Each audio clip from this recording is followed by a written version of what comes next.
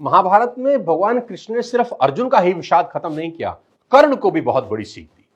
महाभारत में कर्ण भी भगवान कृष्ण को अपनी व्यथा सुना रहे हैं कि मेरी मां ने मुझे जन्म देते ही त्याग दिया, आचार्य द्रोण ने मुझे शिक्षा देने से मना कर दिया क्योंकि उनकी नजर में मैं क्षत्रिय नहीं था। द्रौपदी के स्वयंवर में मुझे अपमानित किया गया कि मैं राज परिवार का हिस्सा नहीं हूं। मुझे पूरे जीवन अपमान का घूंट पीना पड़ा। कर्ण पूछते हैं, केशव मेरा क्या अपराध था? भगवान कृष्ण जो कर्ण को जवाब देते हैं, मुझे ऐसा लगता है कि यह जवाब 1000 करोड़ टीचिंग के बराबर है। यह जवाब सीखने के बाद आदमी के पास हर सवाल का जवाब मिल जाएगा। जी हां, कृष्ण मुस्कुराते हैं और जवाब देते हैं कि हे सूर्यपुत्र, मेरा तो जन्म ही कारागार में हुआ। मेरे पैदा होते ही मृत्यु मेरी प्रतीक्षा कर रही थी।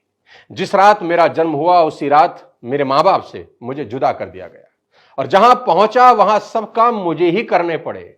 गायें चराने से लेकर गोबर उठाने तक सब काम करता रहा।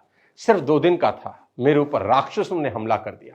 मुझे बारंबार जान से मारने की कोशिश की गई। मेरा अपना सगा मामा मेरी जान का दुश्मन था। मेरे जीवन की चुनौतियां कहां कम थी। अन्याय जीवन भर मेरे साथ भी होता रहा।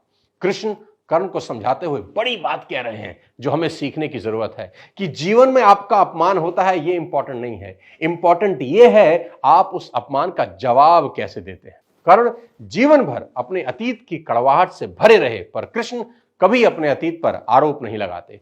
कर्ण पीछे की ओर देखते हैं और कृष्ण आगे की तरफ।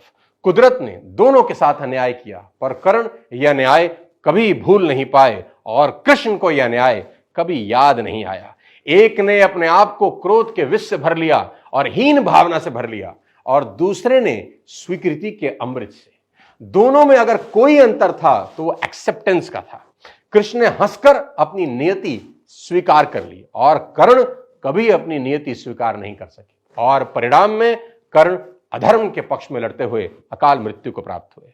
परिस्थितियों का चक्र चलता रहेगा। कई बार लगता है कि भाग्य ने धोखा दे दिया। ये चुनाव हम पर है कि हम कर्ण की तरह रोएं या कृष्ण की तरह जीवन को उत्सव में बदल दें। जीवन में रोने के लिए नहीं, हंसने के कारण ढूंढने हैं, क्योंकि जीवन तो भगवान का भी कहां सरल था। जीवन है तो समस्या होगी ही, समस्या है तो हल भी होगा।